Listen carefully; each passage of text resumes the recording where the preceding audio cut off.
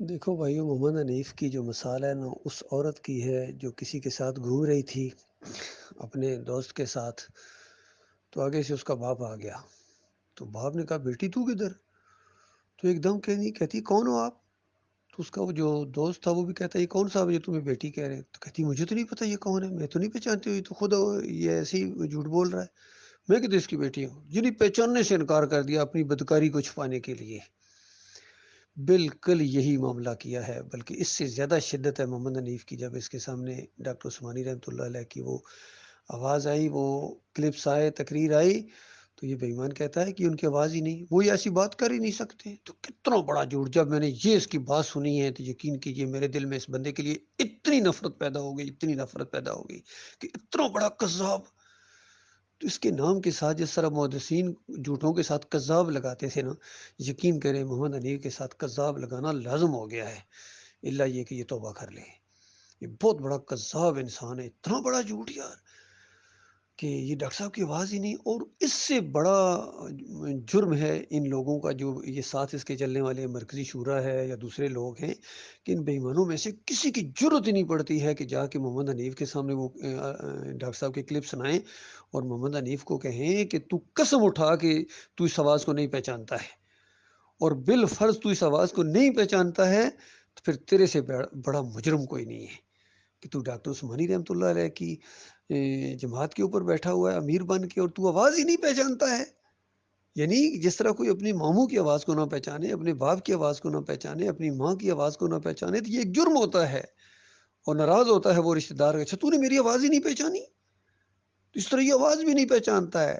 یقین کرو میرے بھائیو، یہ پہچانتا ہے، یہ بے ایمان جان بوجھ کے، چونکہ وہاں وہ بری طرح پھنس جائے گا اگر کہے گا یہ ڈاکٹر عثمانی رحمۃ اللہ علیہ کی آواز ہے. لوگ پوچھیں گے اب بتا تو سچا ہے یا وہ سچا ہے، کیونکہ ان کا فتویٰ تیرے اوپر ہے، تیرا فتویٰ ان کے اوپر ہے. تو یہاں یہ بری طرح پھنس جاتا ہے.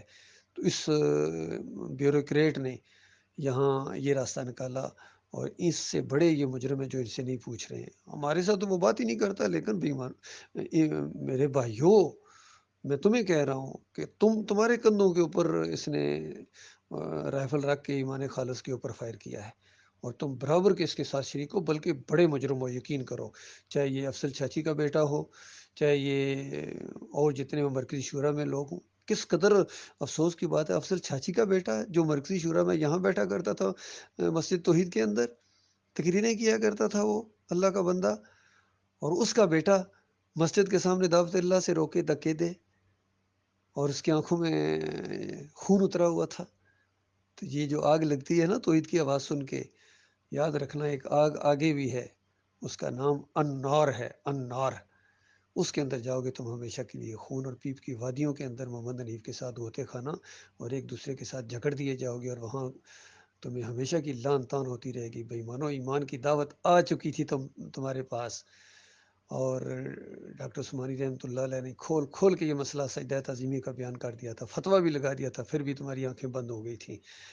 اور اس مسجد کے اوپر تم قابض ہو گئے، ان مساجد کے اوپر ہو، اس مسجد میں اللہ کی توحید نہیں بیان کرنے دیتے ہو جس مسجد سے یہ آواز اٹھی تھی. تو بتائیے اس سے بڑا کوئی مجرم ہو سکتا ہے؟ تو اب ان میں اور بریلویوں میں، اہل حدیثوں میں کوئی فرق نہیں، بلکہ یہ ان سے بڑے مجرم ہیں، قادیانی اور شیعوں سے بڑے یہ مجرم ہیں. یقین کیجئے بالکل ان کے اندر ایمان کی دشمنی سارے مسلکوں سے زیادہ ہے. کسی جماعت کے سامنے، کسی بریلویوں کی مسجد، دیوبندیوں کی مسجد، حتیٰ کہ شیعوں کے امام باڑے کے سامنے بھی جا کے دعوت اللہ کرو گے، اتنا ان کو غصہ نہیں آئے گا جتنا یہ محمد حنیف اور اس کے ساتھیوں کو غصہ آتا ہے توحید کی دعوت. چاہے آپ سجدہ تعظیمی کا نہ بھی نام لیں، یقین کریں صرف فلاح کا راستہ جا کے بانٹیں اور اللہ کی توحید اور وحدانیت بیان کریں، دیکھنا یہ مارنے کو اور کھانے کو دوڑیں گے. بہرحال ہم بھی چھوڑنے والے نہیں ہیں، انشاءاللہ ہم بھی یہ بات بیان کرتے رہیں گے، ان تک پہنچی رہے گی یہ دعوت. اور باقی منوانا نہ ہماری ذمہ داری ہے، نہ ہمارے بس میں ہے، اور یہ اپنی اپنی قسمت اور اپنے اپنے نصیب کی بات ہوتی ہے.